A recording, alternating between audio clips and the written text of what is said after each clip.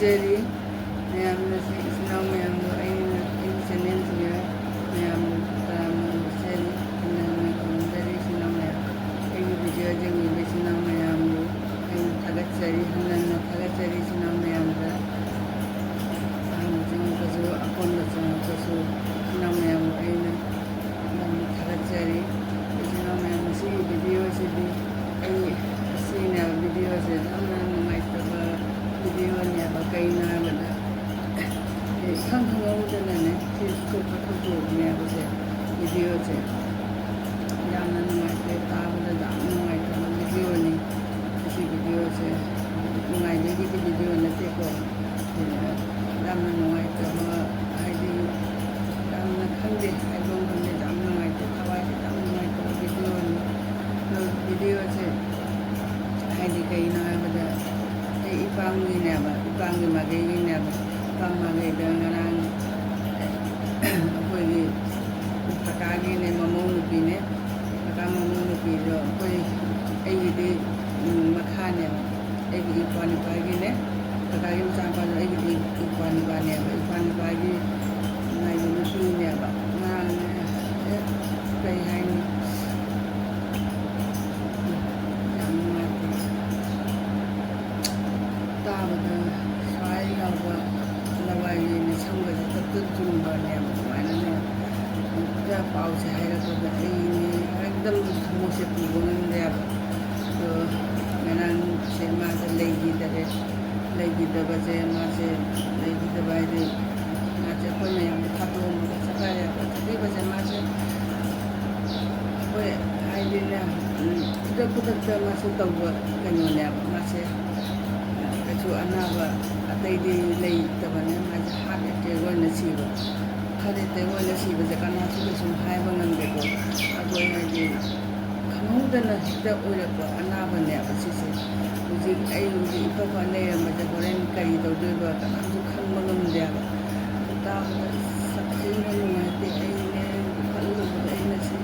ꯅꯨꯡꯉꯥꯏꯇꯦ ꯏꯃꯥꯒꯤ ꯃꯃꯥ ꯍꯥꯏꯁꯦ ꯂꯩꯔꯗꯤ ꯏꯆꯥꯁꯤꯗ ꯏꯃꯥ ꯍꯥꯏꯁꯦ ꯂꯩꯔꯗꯤ ꯄꯥꯡꯒꯜꯁꯦ ꯃꯌꯥꯝ ꯂꯩꯌꯦꯕ ꯃꯆꯥ ꯑꯅꯤꯗꯣ ꯈꯜꯂꯨꯕ ꯁꯥꯊꯤꯅ ꯅꯨꯡꯉꯥꯏꯇꯦ ꯑꯉꯥꯡ ꯑꯅꯤꯗꯣ ꯅꯨꯄꯥ ꯑꯃꯇꯅꯦꯕ ꯑꯅꯤꯗꯣ ꯅꯨꯄꯥ ꯑꯅꯤꯒ ꯊꯝꯃꯝꯃꯤ ꯍꯣꯏ ꯆꯠꯈꯤꯕ ꯃꯥꯒꯤꯗꯤ ꯁꯤꯈꯤꯕ ꯃꯥꯒꯤꯗꯤ ꯃꯥꯗꯤ ꯅꯨꯡꯉꯥꯏꯅ ꯆꯠꯈꯔꯦ ꯂꯩꯍꯧꯔꯤꯕꯗꯨ ꯂꯩꯍꯧꯕ ꯃꯌꯥꯝꯗꯨ ꯑꯉꯥꯡ ꯑꯅꯤꯗꯨꯒꯤꯈꯜꯂꯨꯕ ꯌꯥꯝ ꯁꯥꯊꯤꯅ ꯅꯨꯡꯉꯥꯏꯇꯦ ꯈꯜꯂꯨꯕꯗ ꯑꯩ ꯉꯁꯤꯐꯥꯎ ꯑꯩ ꯊꯋꯥꯏꯁꯦ ꯅꯨꯡꯉꯥꯏꯇꯦ ꯀꯩꯅꯣ ꯑꯩꯈꯣꯏ ꯏꯃꯥꯗꯨꯁꯨ ꯁꯤꯕ ꯀꯨꯏꯗ꯭ꯔꯤꯕꯅꯤꯅ ꯏꯃꯥ ꯑꯍꯟ ꯑꯣꯏꯔꯕ ꯏꯃꯥꯗꯨꯕꯨ ꯑꯩꯈꯣꯏ ꯁꯤꯍꯟꯅꯤꯡꯗꯦꯕ ꯁꯥꯊꯤꯅ ꯏꯃꯥꯗꯣ ꯁꯤꯍꯟꯅꯤꯡꯗꯦꯕ ꯑꯩꯈꯣꯏ ꯏꯃꯥꯗꯣ इमा ऐसे लेकर संचार का नाम लेते वक्त जब माने कोई इमा अहम होने तो कोई शेयरिंग अगर बिक्रम अनागरी खादू खाने ते वो नसी चीज़ नुमाइते खल्लो बोलो आई बनाने तुम बजा कहीं ना कोई जाले बनी कोई शाम का खंडल क्या नुमाइते इचादू कुछ खादू चक्कर इचादू कमाई ले होनी के दोनी इचादू नुपाई नतरन नोमते नुबी थिरकनी नुबी थिरकनी अनाना नुबी ऐगी चावदेरा नुबी मचा उदेरा अनाना नुबी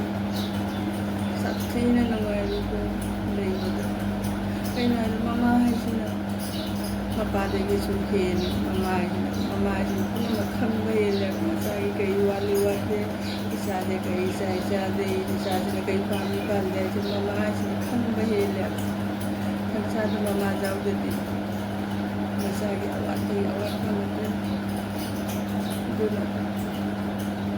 मांगनी न तबुदो खंबदा ऐसा ठीक नुमाइती साथीना यंगरा नुंदान चा चानिंदी तुम बचा कहीं चाले अगी चाचू ꯑꯩꯈꯣꯏꯅ ꯁꯨꯃꯥꯏꯅ ꯀꯩꯁꯨ ꯇꯧꯗꯕ ꯑꯣꯏꯁꯅꯨ ꯏꯁꯣꯔꯒꯤ ꯀ꯭ꯔꯤꯄꯥꯗꯒꯤ ꯀꯩꯒꯨꯝꯕ ꯃꯔꯥꯏꯕꯛ ꯊꯤꯅ ꯁꯨꯃꯥꯏꯅ ꯇꯧꯔꯦ ꯏꯆꯥꯁꯤ ꯀꯃꯥꯏꯅ ꯂꯩꯍꯧꯅꯤ ꯈꯟꯕꯗ इजाज़त मैं तो होंगी इजाज़त मराइबक थी को हर लोग सब थी ना नुमाइती दिक्कत लगाई थमो जाम नुमाई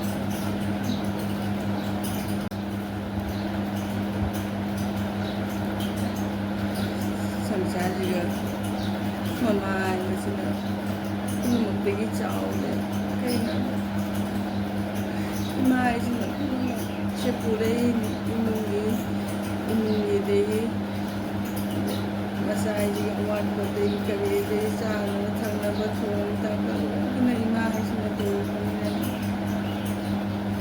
ममा हाइसे लेतबदा अंगांगनिदो अंगांगनिदो खल्लोरे सत्थिना नुवाइते सत्थि नुवाइते मसा हाइदुना हुजिक कनाबा अंगांगनिदुना ममा हाइना कौदोइन मीन जेंगसु कयानि जेंगदोइनो दे मफादुना नोंगदो नुपी पुसल्लायना मासु थीदबदि जाते थीदोइनि नोंगदि थीरकपदा गुंदुगा अंगांगनिदो लेइबदा कयाम वाना लेइनि हाइबदा अफबा ओइरदि फैगो कैगुम्बा फत्तबा अमा ओइरम्बा तारदि अंगांगनिदुनि मपुंसिदो साथीना खल्लुबदा यानी ताइबंगी नामसु हाइबा नमदेको मसी फफाना लेरंबसे हे कई मने कुछ हाइबा नमदे मियों बाइज कई को कोई कई हाइने इसोना कोजे सुमाइना तौवाइना बुद्धि तौबनेबा ओबगसु मतलब बसादु कनासु सिंगिंगेदो जेउने कोई इमादुबो कोई शेयरिंग हल्दी खाया इमा अहनोरबा दुबो कोई शेयरिंग जो नहा के मसाले तो सुबा ये भी कमाइना शेयरिंग दोगने अंगांगनि दुना तौदो बस्ता तो खल्लो बने सथीना नुवाइते आई चिंता म होय कइना कुछ इजाज़ की बने इजाज़ साउदी बने कुछ इजाज़ सामना वाला कुछ जुग लेनी पतेना जिकल लाइसु तमन्ना चावना बना आइना चावलगा माइ माइगी थबक इंगां तौना बाइना कुछ आशा से खल्लगा निमाइ तौलेनी मसा ओइबनसु लापदा मामा हसे इमा हाना कौबने इमा हाइना कौबसे कइना दुमुगा इमा लेरमददी कोइसु दुम चपदा इमादो लेरमदी कोइसु इमा हाइना कौया नुमाइना अंगांसिंगसु लापदा मामा हाना थीदोइनेबा इमादो जेलैतबदा अंगांसिंगो कई ओइनिदो खन्नो मयाम खन्नबने उतिने कसहारे सिने सिने खन्नबा सिगी मागी देके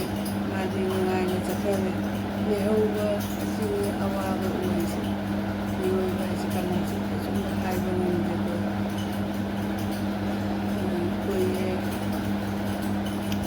नुमाइबा अवाबा जे लोइना पुरगा कोइसे लांदोइने अदु ओइरगसु मतमदा चादुना लांदा इसे साथीना नुमाइते अदुगा मीदसु दुमाइना कोई सिगनि हाइबा थाजदे इसे मीदसु अनाबसु लेइबा नोंबो लेयना अनाबा लेयनासु तादेबा खंदेबा अनाबा लेइ खोले मासे सि अनाबा लेइ खोले खंदे कोई हाइदि कोई खुदक ओइबा कइना हादेते ओइबा या सिरि दुननि खल्लोबा ओइबसु सिबा बलेम छै गइ ओदेबा नासु बेसु हाइबा नमदेबा ताइबन जामबुई खल्लोबा इसाई खल्लोबा आई